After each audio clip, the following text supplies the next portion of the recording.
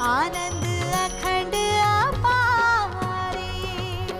शिव सनकादिक आदिक इंचित, शेष न पावत पार मेरे वाला जी, शेष न पावत पारे, शेष न पावत पारे।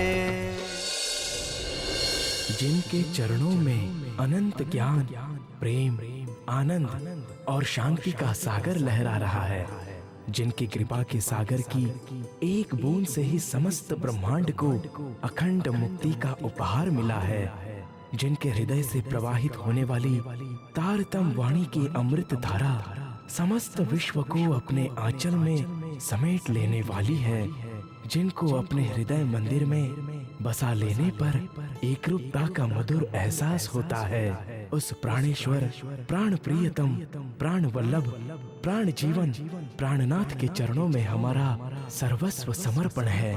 हमारी अंतरात्मा की यही पुकार है, बस तू ही तू है, तू ही तू है, तू ही तू है। पहले आप पहचानो रे साधु, पहले आप पहचानो, पहले आप पहचानो रे साधु, पहले आप पहचानो। बिना आप चिन्हे पार ब्रह्म को, बिना आप चिन्हे पार ब्रह्म को, कौन कहे मैं जानो। पहले आप पहचानो रे साधु, पहले आप पहचानो।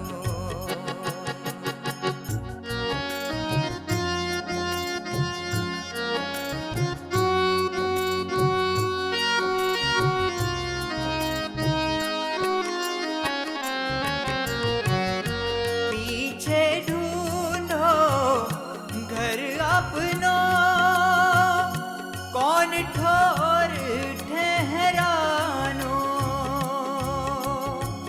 जब लग घर पावत नहीं अपनो, जब लग घर पावत नहीं अपनो, सो भटकत फिरत भरमानो। पहले आप पहचानो रे साधु, पहले आप पहचानो।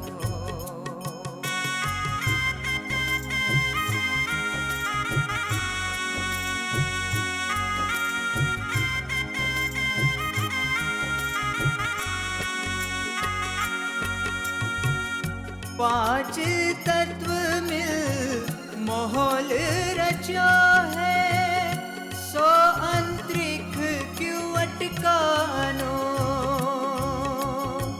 या के आस पास अटकाव नहीं तुम, या के आस पास अटकाव नहीं तुम, जाग के संशय भानो।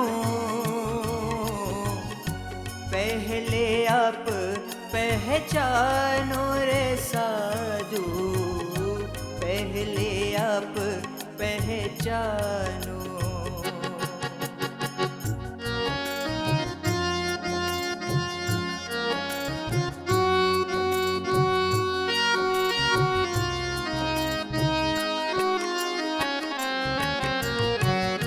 नींद उड़ाए जब चिन्होगे आपको, तब जानोगे माहौल रचानो। तब आप घर पाओगे अपनो, तब आप घर पाओगे अपनो। देखोगे अलख लखानो। पहले आप पहचानो रे साधु, पहले आप पहचानो।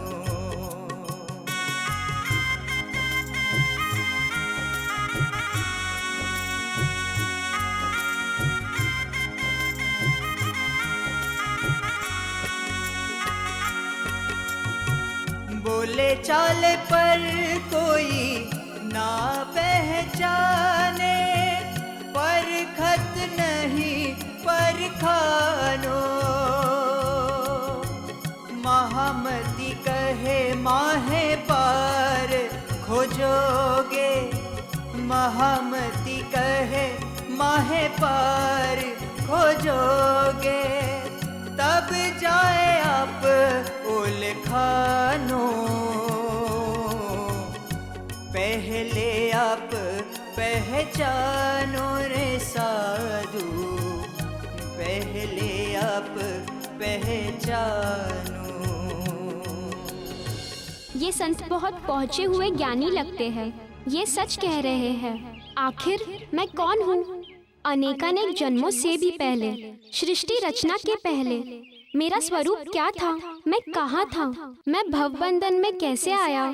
इन सब प्रश्नों का समाधान मुझे खोजना ही होगा।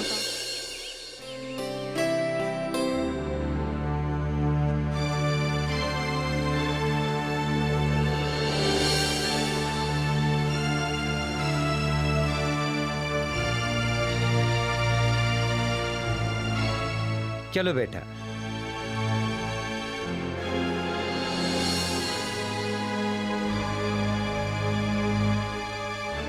मेरा कार्य समाप्त हो गया बेटा। चलो।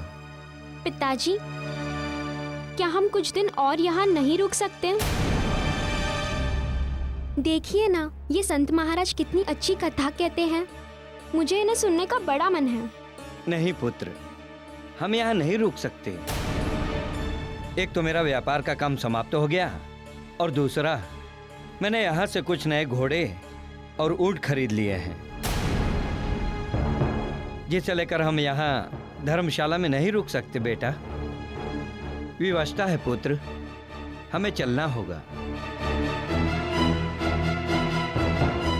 चलो बेटा। पार ब्रह्म क्यों पाइए, तत्खिन कीजे उपाय।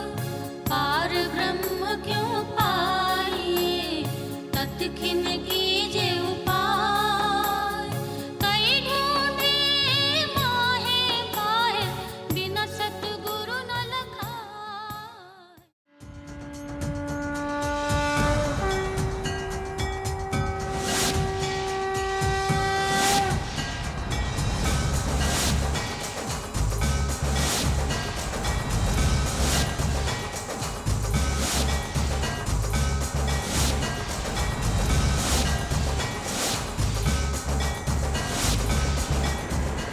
आत्मज्ञान की प्राप्ति मुक्ति के लिए अति आवश्यक होती है। विते ज्ञानात् न मुक्ति। अतः जिसे भी अपने आत्म कल्याण की इच्छा है, उसे ब्रह्म ज्ञान की जिज्ञासा को लेकर सद्गुरु की खोज करनी चाहिए। नहीं, मैं यहाँ नहीं रुक सकता। मुझे आत्मज्ञान की प्राप्ति और परमात्मा के साक्षात्कार के लिए कल जाना ही होगा। मुझे पिताजी से बात करनी चाहिए। पुत्र, ये क्या मूर्खता भरी बातें कर रहे हो? मैं तुम्हें कहीं जाने की आज्ञा नहीं दूंगा। किंतु पिताजी, मैं और कुछ नहीं सुनना चाहता। अरे बच्चे हो, बच्चे की तरह रहो। अपने मित्रों के साथ खेलो, कूदो, पढ़ाई करो। और यदि भगवान की भक्ति का इतना ही चाव है तो यहीं रहकर भजन पूजन करो, जैसे तुम्हारी माँ करती है। उसके लिए कच्छ में जाने की क्या आवश्यकता है? जो भगवान वहां है, वो यहाँ उमरकोट में भी तो है। किंतु पिताजी,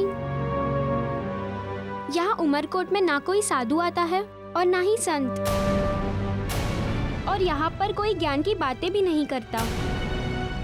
कहाँ जाऊँ मैं? किससे ज्ञान की बातें सुनूं?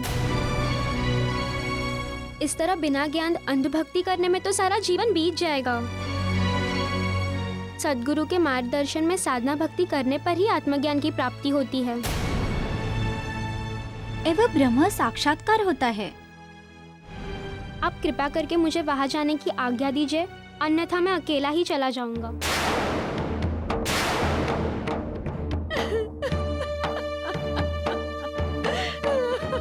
देखा, अपनी बातों से रुला दिया ना माँ को।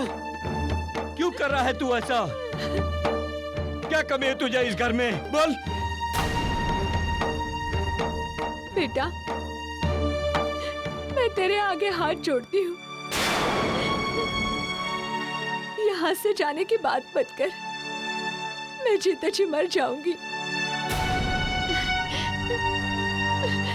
मैं जीते जी मर जाऊंगी।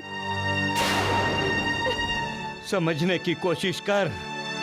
वैसे भी अकेले जाना खतरे से खाली नहीं है। गांव से बाहर लंबा रेगिस्तान है। चोर, लुटेरा, डाकू, हत्यारे हैं जो तुझे अकेला देखकर तुझ पर हमला कर सकते हैं। फिर भी तुझे अगर कच्छ जाना ही है तो थोड़े दिन रुक जा। मैं व्यापार के लिए कच्छ जाने ही वाला हूं। तू मेरे साथ चलना बस।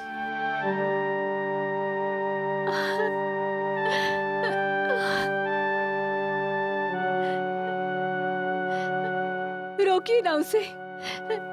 देखिए कहाँ गया वो। घबराओ मत, वो गुस्से में गया है, वापस आ जाएगा। घबराओ मत, मेरे लिए भोजन लगा दो।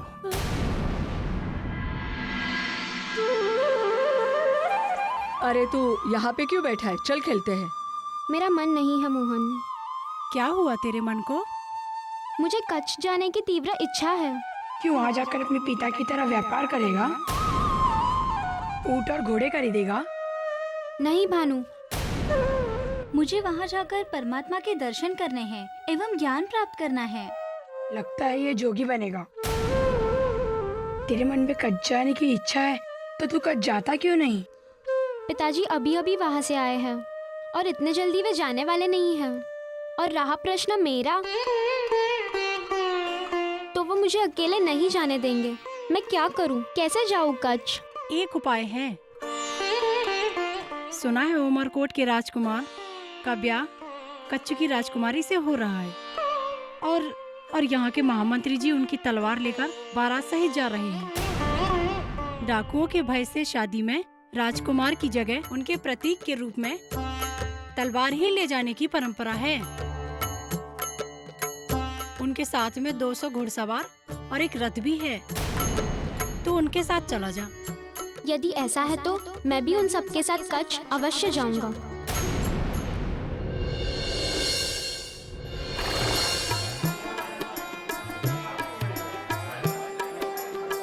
अरे भाई सुनो तो। प्रणाम। यात्रा का सारा प्रबंध ठीक से हो गया ना? जी मंत्री जी, यात्रा की सारी तैयारियां हो चुकी हैं। यात्रा के लिए आवश्यक सारा सामान, भोजन, पानी आदि सबकी व्यवस्था हो चुकी है। मैं स्वयं सबका निरीक्षण कर चुका हूँ। बस आपके अगले आदेश की प्रतीक्षा है। ठीक है, हम कल शाम को 4:30 बजे अपनी यात्रा का आरंभ करेंगे। तुम सब तैयार रहना। जी मंत्री जी। प्रणाम मंत्री जी। मैं मत्तू मेहता का पुत्र देवचंद्र हूँ और आपके साथ कच्छ जाना चाहता हूँ। क्या आप मुझे ले चलेंगे? हाँ हाँ, क्यों नहीं। तुम अपना ऊंट या घोड़ा लेके आओ, हम तुम्हें भी साथ ले चलेंगे। क्यों? ऊंट या घोड़ा क्यों? देखो बेटा, हमारे पास जितने ऊंट और घोड़े हैं उन पर सवारी पहले से ही निर्धारित हो चुकी है। इसलिए तुम्हें अपनी सवारी का प्रबंध तुम्हें स्वयं ही करना होगा। यह तो बहुत कठिन है मंत्री जी, क्योंकि मेरे पिताजी ऐसी आज्ञा नहीं देंगे। फिर तो हम तुम्हें अपने साथ नहीं ले जा सकते। आप चिंता मत कीजिए मंत्री जी, मैं आपके साथ पैदल आ जाऊंगा। बस आप मना मत कीजिए। कैसी मूर्खता भरी बातें कर रहे हो लड़के। इतनी लंबी यात्रा है, किसी बड़े आदमी के बस की भी बात नहीं है। फिर तुझ जैसा छोटा लड़का कैसे आ पाएगा? जा बेटा, घर जा। जाना तो मुझे है ही, चाहे जो भी हो। किंतु जब मुझे पैदल ही जाना है तो इनसे अनुमति लेने की क्या ज़रूरत है। इनके पीछे पीछे ही चला जाऊंगा मैं, यही ठीक रहेगा।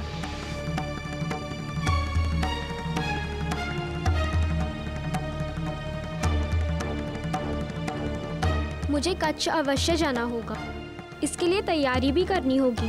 क्या करूं? हाँ, पहले कपड़े ले लेता हूँ।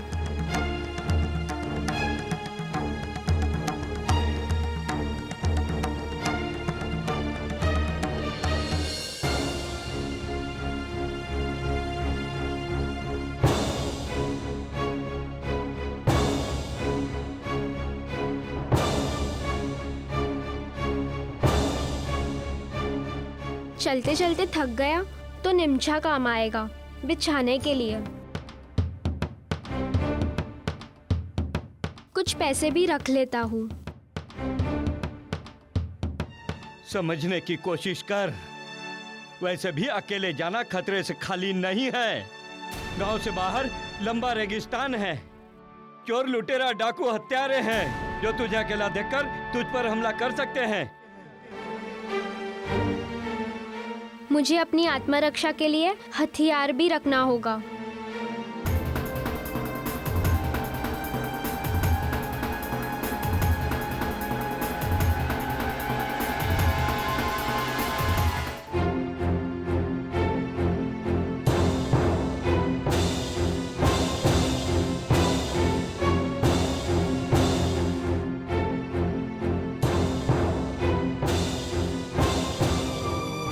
थोड़ा खाने का सामान भी ले लेता हूँ।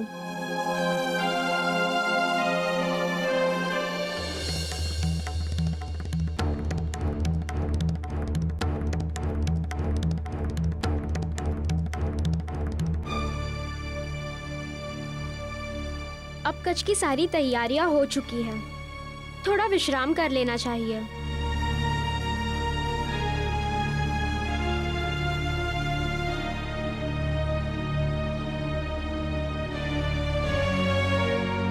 शाम के 4:30 बजे जब राजकुमार जी की बारात निकलेगी तब उनके पीछे चुपचाप यहाँ से चला जाऊंगा।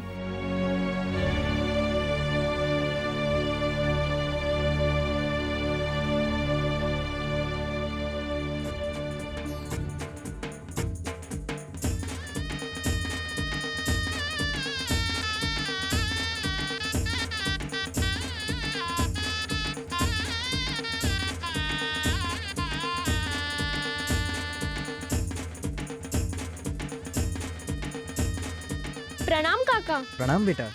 ये शोर कैसा है? ये हमारे राजकुमार जी की बारात कच्छ के लिए प्रस्थान कर रही है, ये उसी का नाद है।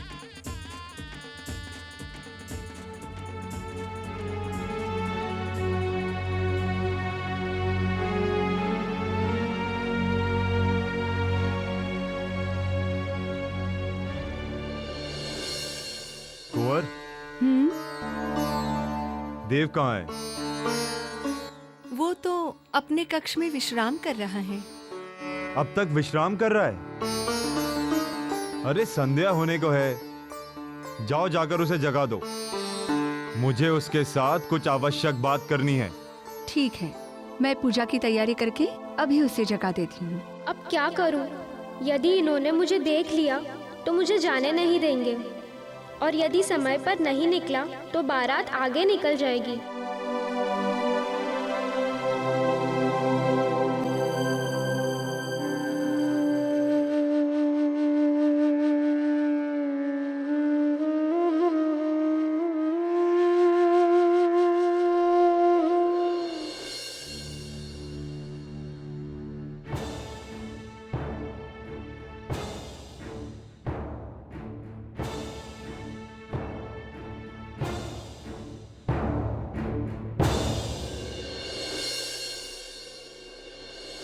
प्रणाम काका। राजकुमार जी की बारात किस ओर गई है? अरे बेटा, वो तो कुछ समय पहले ही गांव से बाहर निकल गई है।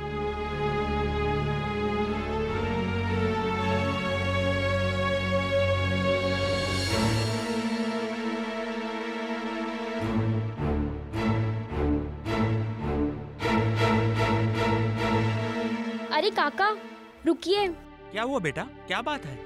क्या आप मुझे बता सकते हैं कि राजकुमार जी की बारात किस ओर गई है? उनकी बारात तो इस ओर दक्षिण दिशा की ओर गई है, लेकिन वो तो अभी काफी दूर निकल चुकी है। वो जो धूल उड़ रही है वो बारात के जाने के कारण ही उड़ रही है। पर तुम क्यों पूछ रहे हो? क्षमा करना काका, अभी इस सब के विषय में आपको नहीं बता सकता। मुझे बारात तक पहुंचना है। बेटा, किंतु बिना किसी सवारी के तुम बारात तक कैसे पहुंच पाओगे? आप चिंता मत कीजिए, मैं दौड़ के वहां पहुंच जाऊंगा।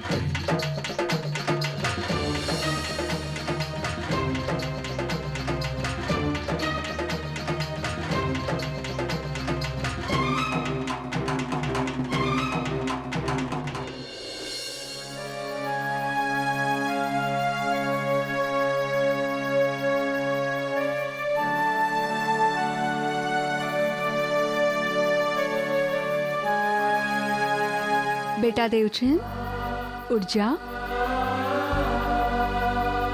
देख कितनी रात होने को आई है। उठ जा बेटा।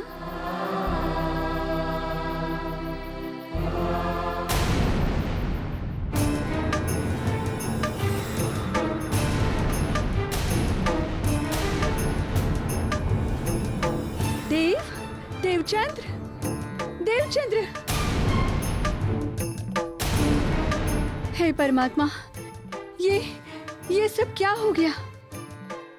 देवचंद्र के वस्त्र कहाँ हैं? अजय, अजय सुनिए, सुनिए, स्वामी अंदर आइए ना। क्या बात है कुंवर? देखिए, देखिए क्या हुआ? हमारा देवचंद्र घर छोड़ के कहीं चला गया है स्वामी।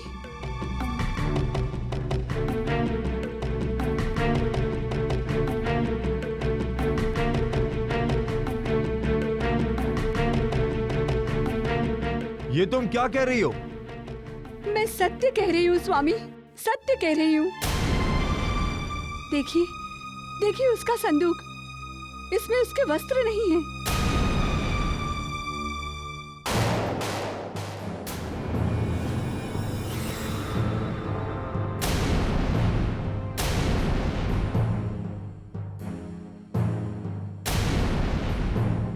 अरे आप खड़े खड़े क्या सोच रहे हैं?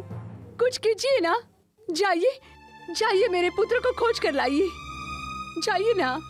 मैं जाकर देखता हूँ, तुम चिंता ना करो। ठीक? देव,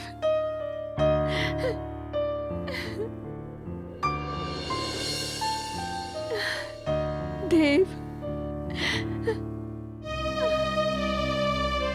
कहाँ चला गया मेरा पुत्र? कहाँ चला गया? अपनी माँ को छोड़कर कहाँ चला गया?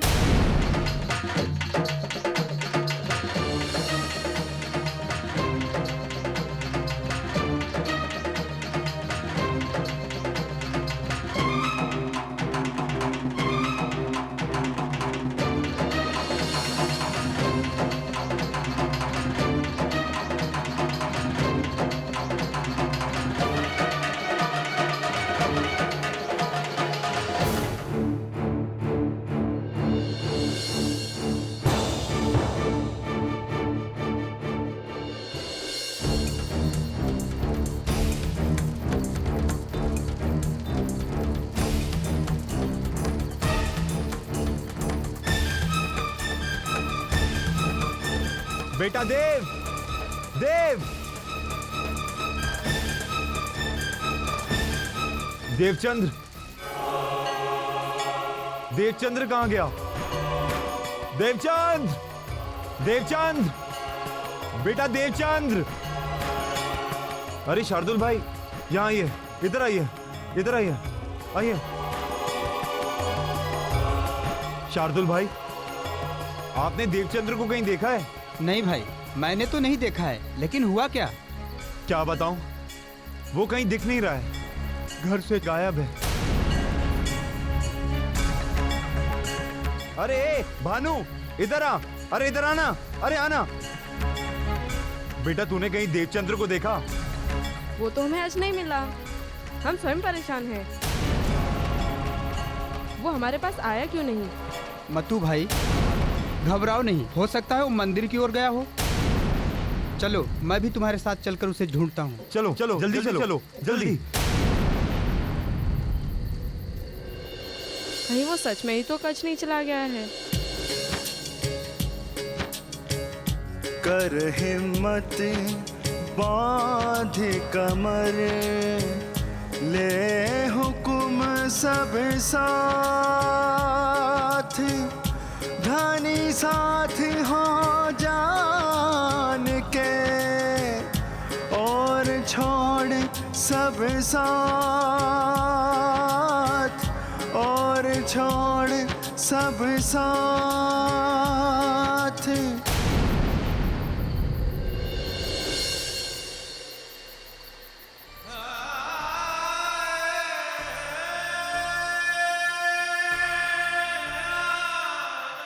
यहाँ तो दूर दूर तक कोई नहीं है। और ये रेगिस्तान तो खत्म होने का नाम ही नहीं ले रहा है। समझ में नहीं आ रहा कि कच्छ जाने का रास्ता किस तरफ है।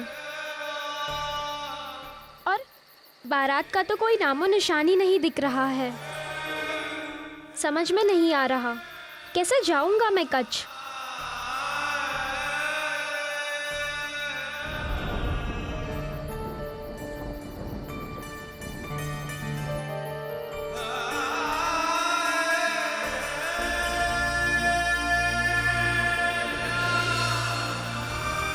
पिताजी शायद सत्य कह रहे थे, लेकिन मेरा तो अटल निश्चय है, कैसे भी कच्छ पहुंचना ही है। मुझे किसी एक दिशा में चलना ही होगा। शायद कोई राहगीर मिल जाए। हे परमात्मा, आप ही मुझे कोई राह दिखाइए कि मैं किस दिशा में जाऊं।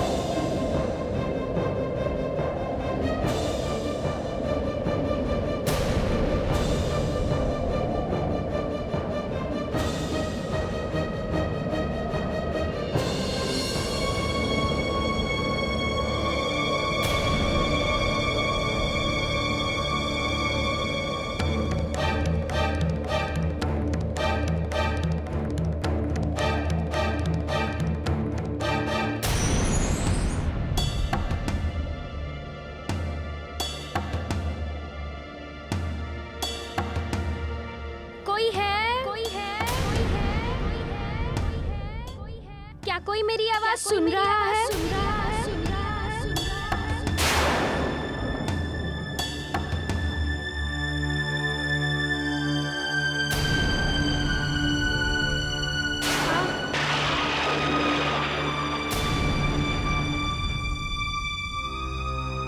अब क्या करूं? पहले ही थकान से हालत खराब है और ये पेट की पीड़ा मुझे एक कदम बढ़ने नहीं दे रही। जो जानो तो रखो धनी तुम्हारी मैं, ये कहने को भी ना कछु, अब कहाँ कहूँ तुमसे, अब कहाँ कहूँ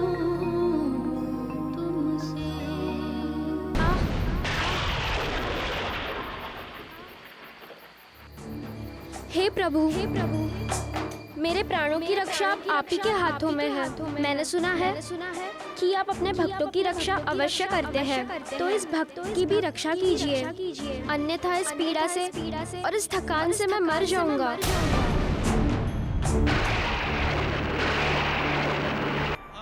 लगता है ये परमात्मा का ही संकेत होगा मुझे राह दिखाने के लिए।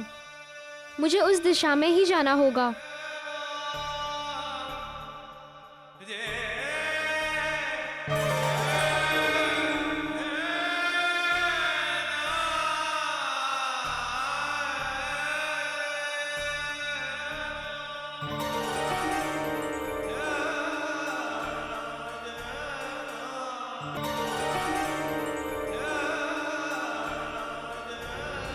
ए सुख सब दातीत के क्यों कर बेजुबान बाले थे बुढ़ापन लग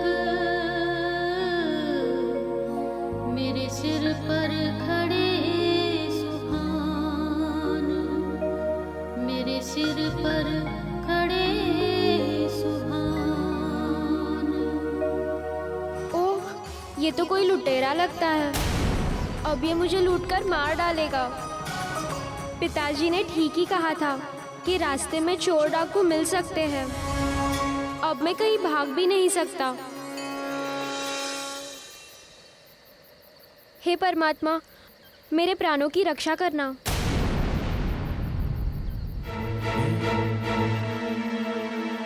ए लड़के, जो तूने अपनी कमर में हथियार लगा रखा है वो मुझे दे दे।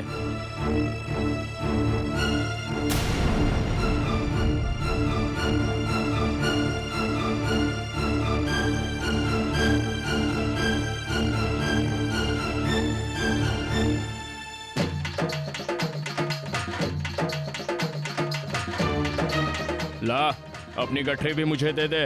अरे देख क्या रहा है, जल्दी दे दे।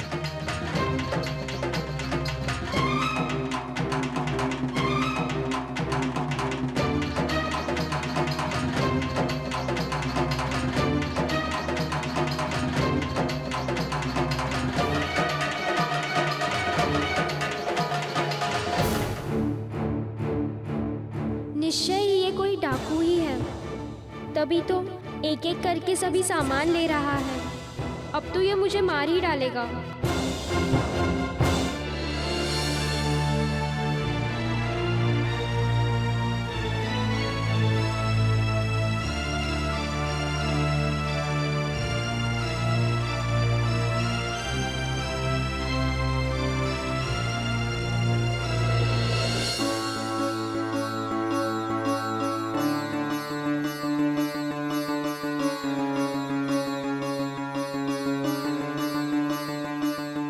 अब आओ, इस पर लेट जाओ।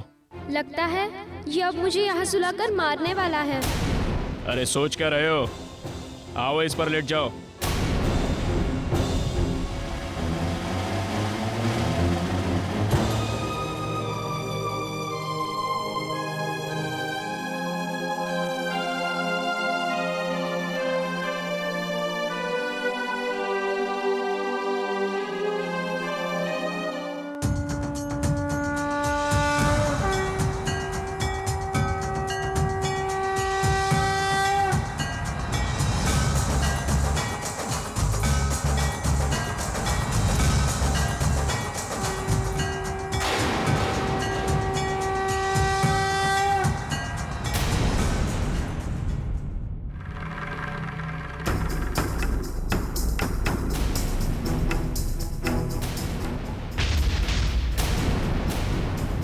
ए लड़के, तेरे पेट का दर्द खत्म हुआ या नहीं? दर्द तो कम हो गया, परंतु आखिर ये डाकू करना क्या चाहता है? सोच क्या रहे हो? दर्द मिटा या नहीं? इस तरफ का ठीक हो गया, लेकिन उस तरफ का बाकी है।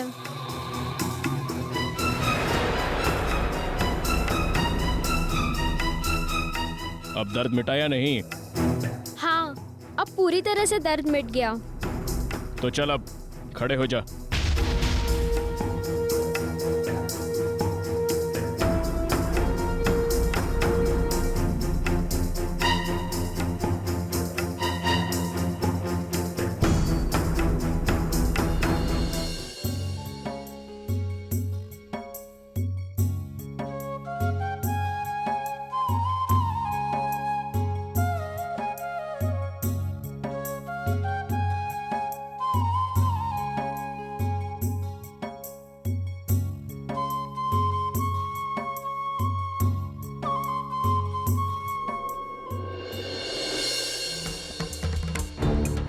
शुक्र है परमात्मा का, जो इसने अब तक मुझे मारा नहीं। लगता है अब ये मुझे नहीं मारेगा, किंतु हो सकता है कि अब ये मुझे अपना गुलाम बनाकर मुझसे अपनी सेवा करवाए। चलो, मरने से तो यही अच्छा है। अब चलो मेरे साथ।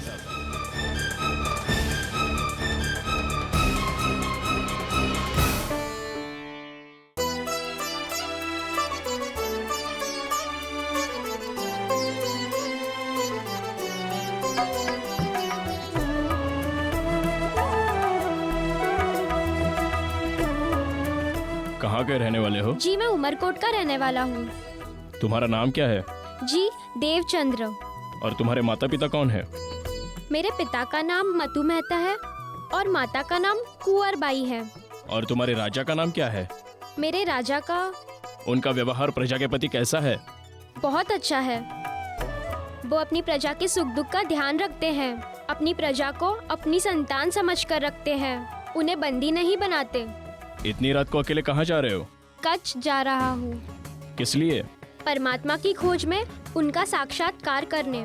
पर तुम्हारे पिता ने तुम्हें अकेले यात्रा करने की आज्ञा कैसे दे दी? पिता ने आज्ञा नहीं दी, मैं उनसे छिपकर राजकुमार की बारात के पीछे आया हूँ। पर यहाँ तो दूर दूर तक कोई भी बारात नहीं दिखाई दे रही है। किस्मत वाले हो तुम, जो इस रेगिस्तान में मैं तुम्हें मिल गया। ये तो पता नहीं। क्या मतलब है तुम्हारा? मेरा मतलब यही है कि अगर मेरी किस्मत अच्छी होती तो मैं इस रेगिस्तान में भटकता।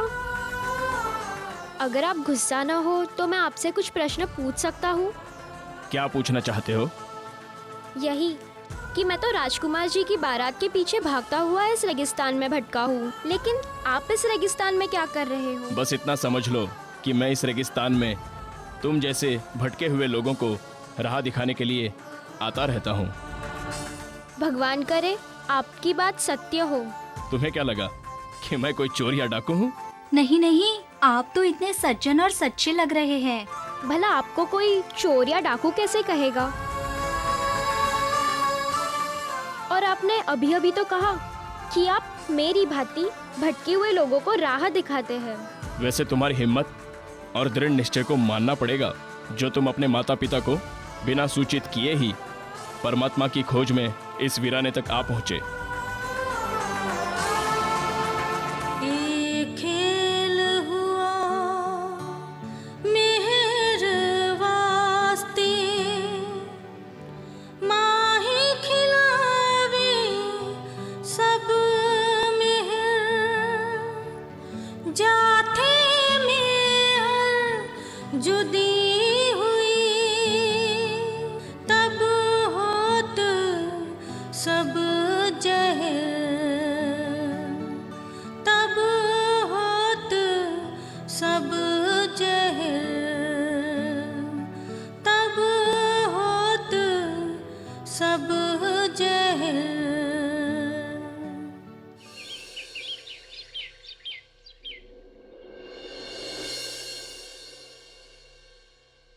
वो देखो तुम्हारे मंत्री जी का पड़ाव।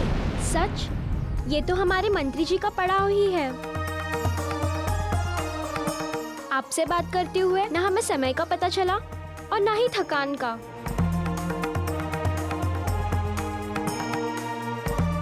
ए लड़के, अपना सामान तो लेता जा।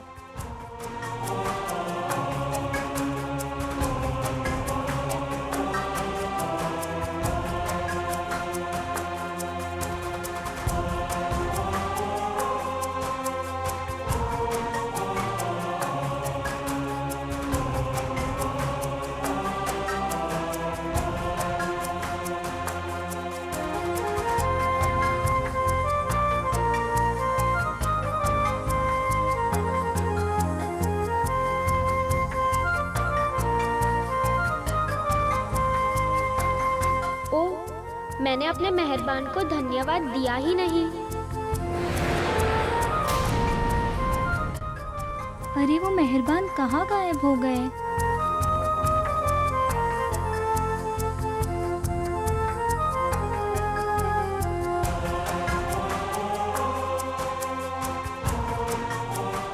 ओह, निश्चित रूप से ये मेरे प्राण प्रियतम ही थे। ये मुझसे क्या हो गया? मेरे स्वामी, मेरे प्राणों के नाथ ने मेरा हाथ पकड़ा, मुझे स्वयं यहाँ तक पहुँचाया और मैं उन्हें पहचान नहीं सका।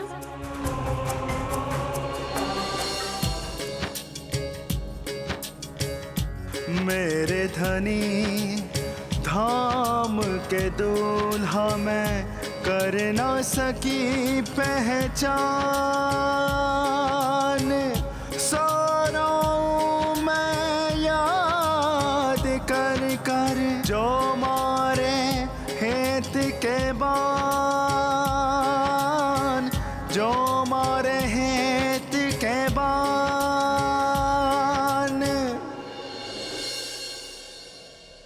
लेकिन अब मुझे पूरा विश्वास हो गया है कि मुझ पर चाहे लाख संकट क्यों ना आए, मेरे प्रियतम परब्रह्म पल पल मेरे साथ है। भले ही आज अंतर ध्यान हो गए हैं, पर मैं इन्हें एक ना एक दिन पाकर ही रहूंगा।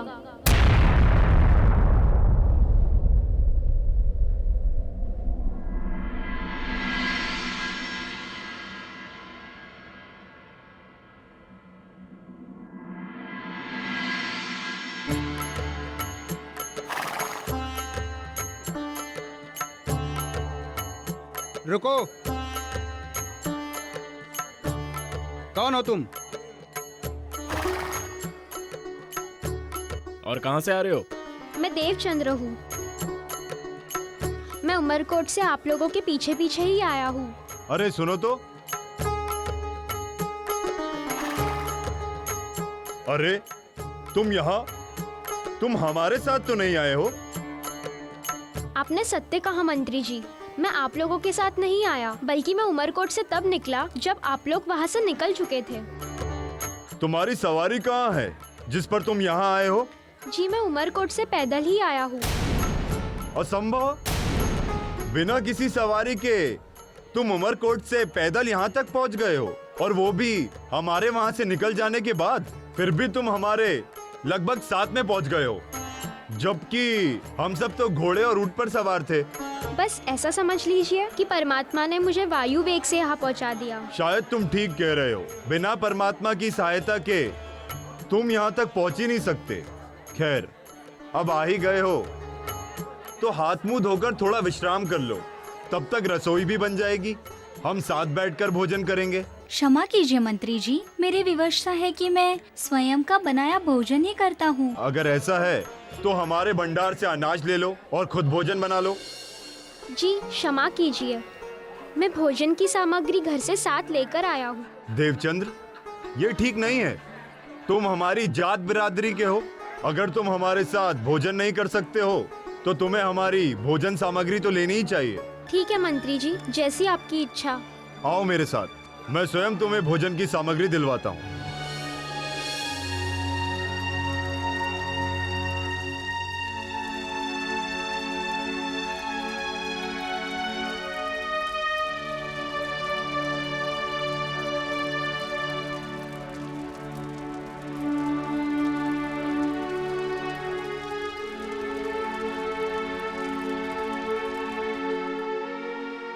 ग्यारह वर्ष की आयु में मेरे मन में ये विचार आया कि मैं कौन हूँ, मेरी आत्मा का प्रियतम कौन है।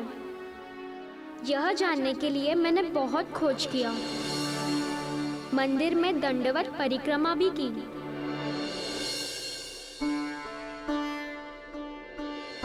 किंतु फिर भी ना परमात्मा का साक्षात्कार हुआ, ना ब्रह्म ज्ञान की प्राप्ति हुई। अपने प्राण वल्लभ की खोज में मैं यहाँ तक आया हूँ। संसार के लोग कहते हैं कि परमात्मा कण कण में समाये है, आखिर उसका स्वरूप क्या है? मैं किसको भोग लगाऊं?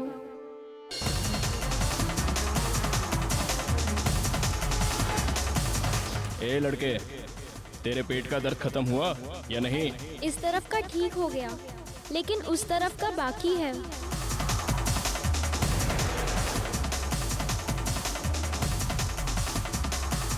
अब दर्द मिटाया नहीं? हाँ, अब पूरी तरह से दर्द मिट गया। निसंदेह वो सिपाही के वेश में मेरी आत्मा के प्रियतम ही थे। मुझे उनका ही ध्यान करके भोग लगाना चाहिए। इस प्रकार परब्रह्म की कृपा से बारातियों के साथ श्री देवचंद्र जी सकुशल कच्छ पहुंच गए और आत्मज्ञान की खोज में लग गए।